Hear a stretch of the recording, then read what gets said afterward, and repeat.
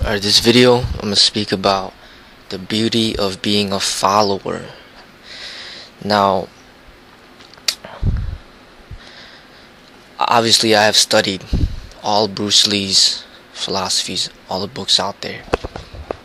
And one thing about him is he was in a time period where everybody was doing the traditional, and he took it to the next level by being an entrepreneur, being a leader, being a creator, an innovator, somebody that is creating something brand new, discovering new ways, like a scientist making new discoveries. And he's always telling people to be themselves, liberate themselves from conformity, things like that. Now that obviously is very important. Now, but I think as well, when you get into his philosophies, you may start to forget about the beauties of being a follower. Everybody is a follower, everybody is a leader. Now, some people are more natural leaders, and then there's some people that are more natural followers.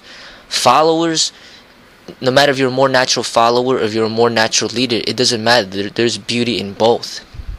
Now, Bruce Lee was a leader, right? He was an entrepreneur, a founder, creating his own way rather than just being a follower of Wing Chun Kung Fu for his entire life. Now, that doesn't mean that people that promote other styles or follow other styles for their entire lives, that there's something wrong with them, that's not the way. Believe that there's much beauty in that as well. So if you look at any businesses out there, any business, you see there's successful businesses and then there's unsuccessful businesses. There's businesses that go out of business. So you have maybe the food industry. You got certain restaurants that have been around for over 100 years. That shows that there's success level in running that business. And to work for that business, you could be taken care of very well. No matter what business. No matter if it's the restaurant industry or if you're working for an accounting firm or a law firm. Somebody founded that business. Maybe it might have been hundreds of years ago or years ago. And it's still in existence because they were able to create a strong foundation to make it last for many years so others could benefit. So you might be working for a business, and then when you start working for a business, you become pretty much a follower. But within that business, you may be a leader. So you may not be the founder of McDonald's, but you may be a store manager of McDonald's. You may own one of the chains, one of the branches. So that in a sense, you'll be a leader within that organization. So they may pay you very well. They may pay you 100,000, 200,000 a year. They'll take care of you. So when you follow and you're taken care of, then there's many advantages. So you look in Bruce Lee's situation, he was an innovator, leader, creator, a founder of another art, and he called it Jeet Kune Do. But unfortunately, he died unexpectedly, and then the business side of it is not successful because he died too early, unexpectedly. He didn't have that time to make it grow further. Enough time. What lives on is his name, the movies that he's produced, and the books that he's written.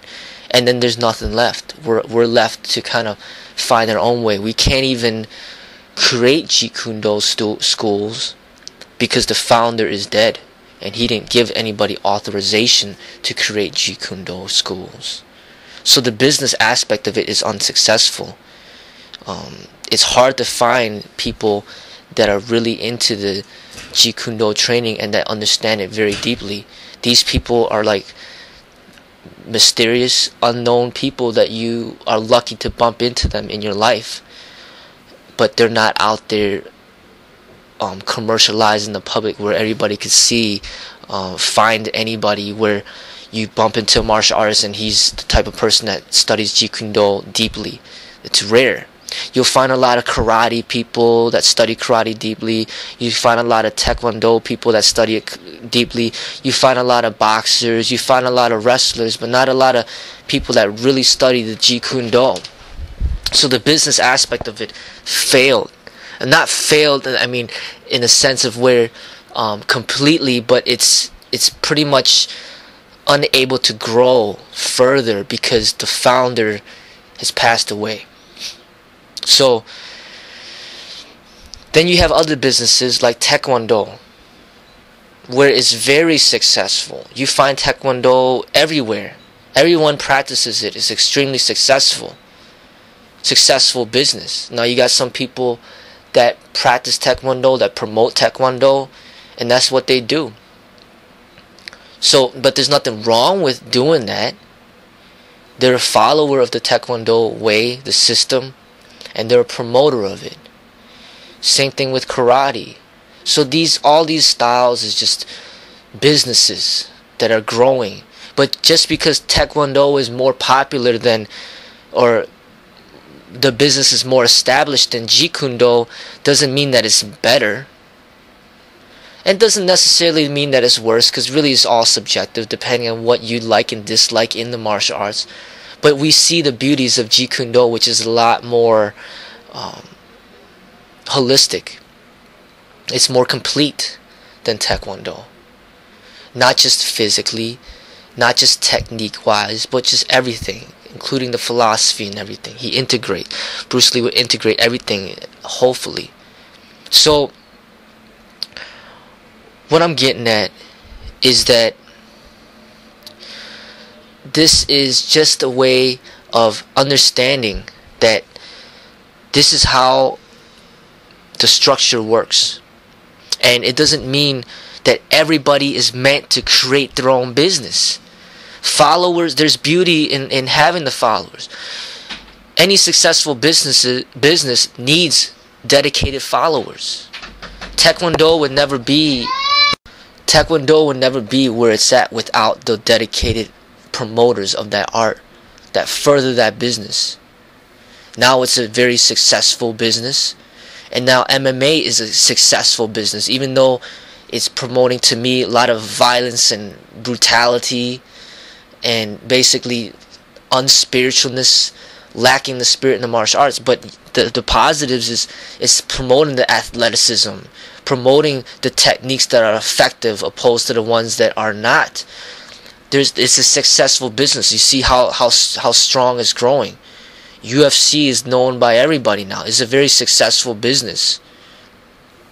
And the promoters of that business are all the people that compete in the UFC. They become the promoters. And then everybody that watches it puts that money into it. The business keeps growing and growing, and it's going to be here for a very long time unless the law steps in between and bans it. You know, if they determine that it's too violent and this needs to be stopped. But until then, it's going to keep growing because the society loves violence. They love to see people fight. Regardless if it's UFC, Pride, Strike Force, doesn't matter what you label it. People like to see people fight. You go out there in the streets, a fight goes on, everybody wants to see. And people are willing to pay money to see a fight. So the business is growing. And the followers of that business, the people that enter these competitions, are promoting the business. They are following it. Not everybody's going to be meant to create their own art, create their own way, and have other people follow them. Not everybody's meant to do that. And a world with everybody trying to lead and nobody following, what kind of world would that be? Everybody's trying to do their own thing. Everybody has their own YouTube channel, putting out their own videos. Nobody's watching anybody else's videos except watching their own. What point is there in doing that? Everybody comes out with their own restaurant. Everybody comes out with their own shoe store. I mean, it's not meant to be where everybody creates, nobody follows. Alright, Bruce Lee even himself was a great follower of J. Krishnamurti. Pretty much most of Bruce Lee's philosophies come directly from J. Krishnamurti. He just switched a few words here and there, put it out there, and people think it's original from Bruce Lee, but really it came from J. Krishnamurti. And for me, yeah, I like to be an innovator. I like to be a creator. I like to be an artist. I like to be an entrepreneur. But at the same time, yeah, I do follow. I do have masters that people may call. I was following, Bruce Lee was one of my masters until I studied him thoroughly and got through him. Then I went to J. Krishnamurti, studied him. Then I went to Lao Tzu, studied him. Went to Buddha, studied him. Went to Eckhart Tolle, studied him. Erich Fromm, studied him. Abraham Maslow, studied him. Just keep studying all these great sages. I'm following them. And then now I'm at Osho. And it's going to take a while to completely study Osho. Because Osho, it says that he has read over 165,000 books in his life. So this is one of the greatest modern sages that I've ever encountered in my life. So I accept him as a master. And I follow him. So everybody follows. But you want to follow somebody that's worth following. Somebody that knows their thing. If you got somebody that's extremely athletic and can do 100 pull-ups, perfect pull-ups, shoot, I'll follow him. I'll be like, hey, teach me how to do that, please. I want to learn. There's nothing wrong with following. But if the person can only do one pull-up and you're already at 40 yourself, why bother following the person that could do one pull-up? Move on to somebody at a higher level that could teach you something. If you can't find somebody at a higher level than you, then continue to teach yourself, to better yourself, and be the leader. When it comes to the martial art techniques, if you find somebody very proficient in something that you can't do, then learn from him. You're a boxer, and you encounter a Olympic wrestler, it'd be wise to learn from that Olympic wrestler. And follow him.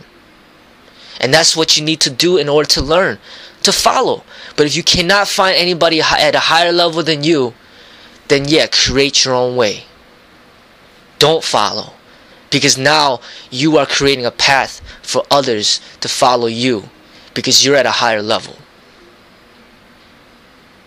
And if there's no living masters, then find the masters that have passed away, that have shared their teachings from writings. From books, movies, documentaries. Find it from those masters. Why bother with the mediocre martial arts teacher down the street when you could learn directly from Bruce Lee, from his movies and his books and his writings? Why bother from people that are misinterpreting Jesus' teachings, Buddha's teachings, when you could go directly to their teachings and read it yourself to interpret it yourself? So my thing is don't be afraid to follow, but also know when to lead. Alright, Bruce Lee's always talking about, hey, we gotta stop being conforming, stop doing all this. It's true, but at the same time, realize there is beauty in following. If Bruce Lee was still alive today, hey, would be following him and his guidance, his wisdom. But because he passed away early, somebody else has to step up and truly educate the public on what martial arts really is, what Kung Fu really is. I'll attempt to do it. I have been attempting to do it. And there shall be others.